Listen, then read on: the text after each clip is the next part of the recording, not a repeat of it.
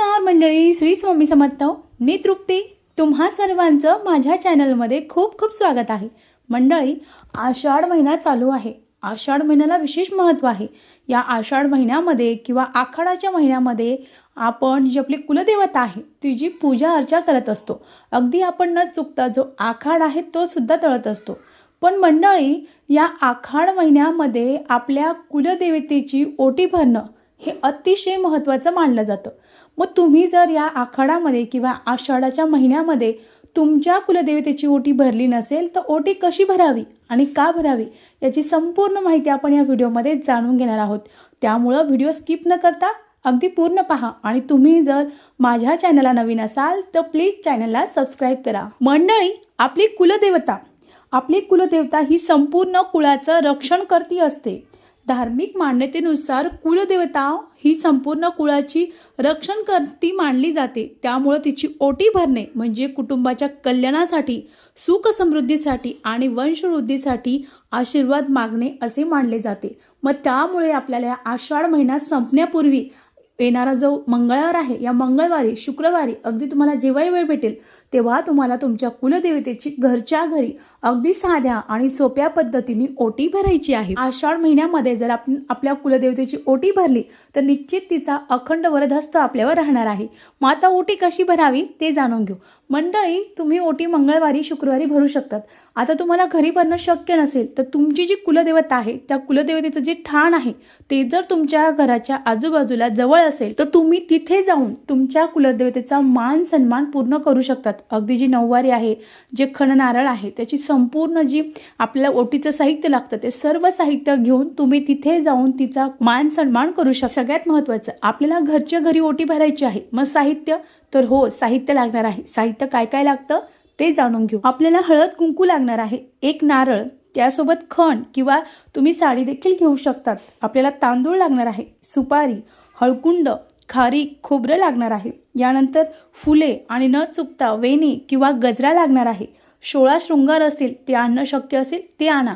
5 प्रकारची फळं किंवा तुमच्याकडून जेही फळ आणणं शक्य झालं ते. आणि त्यासोबत शक्यतो तुम्हाला दक्षिणा 11 रुपये, 21 रुपये, 51 रुपये तुम्हाला जेही ठेवता आलं ते ठेवायचं आहे. गुलाबाचं फूल शक्य असलं ते ठेवायचं आहे. हिरव्या रंगाच्या बांगड्या म्हणजे जे 16 शृंगारमध्ये वस्तू येतात त्यासुद्धा तुम्ही ठेवायच्या आहे. आता जी आपल्याला ओटी आहे ती कशी भरायची ते जाणून. मंडळी, ज्या दिवशी आपल्याला ओटी भरायची आहे त्या दिवशी सकाळी लवकर उठावं, स्नान करावं. आपल्याकडं कुलदेवतेचा फोटो असेल, न चुकता श्री सुक्ताचा 3 वेळा अभिषेक करायचा आहे. शुद्ध जल अर्पण करायचं आहे, पंचामृत अर्पण करायचं आहे आणि परत शुद्ध जल अर्पण करायचं आहे. आणि न चुकता 3 वेळा श्री सुक्ताचा किंवा कमीत कमी 1 वेळा श्री सुक्ताचा अभिषेक करायचा आहे. त्यानंतर तुम्हाला ही ओटी आहे ती देवघरातच भरायची आहे. ठाण असेल जवळ तर तुम्ही ठाणला जाऊ शकतात.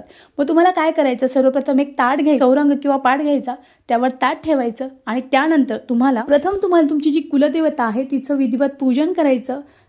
कुलदेवतेला हळद, कुंकू, फुलं, अक्षदा अर्पण करायच्या.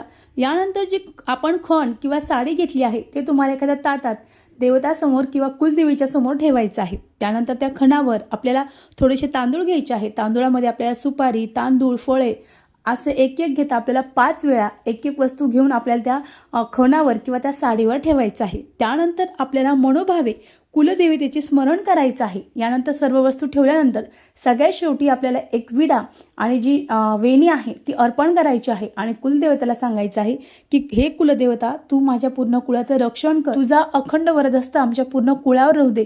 माझ्या कुळाचं वंशवृद्धी कर. माझ्या कुळामध्ये सुख, शांती, समृद्धी नांदू दे. माझ्या कुटुंबाचं कल्याण कर, असं म्हणून अगदी मनोभावे कुलदेवतेला प्रार्थना करायची आहे. आणि त्यानंतर परत एकदा हळदी कुंकू वाहून दक्षिणा त्यावर ठेवून विधिवत न चुकता नमस्कार करायचा आहे. आणि यानंतर ती ओटी तुम्ही स्वतः घरी साडी त्या सगळ्या वस्तू खाऊ शकतात, वापरू शकतात. तांदूळ जे आहे त्याचं काही तिखट करायचं आणि गोड खायचं.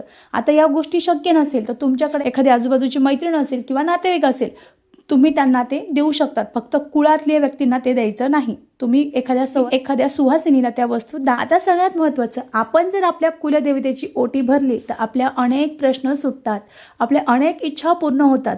आपण जर आपल्या कुलदेवतेचा मान सन्मान केला तर कुलदेवतेचा सुद्धा अखंड वरदहस्त आपल्या कुटुंबावर राहतो. आपल्या जीवनातील प्रत्येक संकट, दुःख नाहीसे होतात. आपली कुलदेवता आपल्यावर प्रसन्न राहते आणि कोणत्याच गोष्टीमध्ये आपल्याला कमतरता राहत नाही. त्यासाठी आपल्याला येत्या आखाड महिना संपण्यापूर्वी आपल्या कुलदेवतेची ओटी न चुकता भरायची आहे आणि आपल्या कुलदेवतेचा आपल्या कुटुंबावर जो अखंड वरदहस्त आहे तो कायम ठेवायचा आहे. अगदी साधी आणि सोपी माहिती होती, मला तुमच्यापर्यंत पोहोचायची होती. व्हिडिओ कसा वाटला? आवडला असेल तर चॅनलला लाईक, शेअर आणि सबस्क्राईब करा. परत भेटू एका नवीन व्हिडिओमध्ये. श्री स्वामी समर्थ. जय जय स्वामी समर्थ.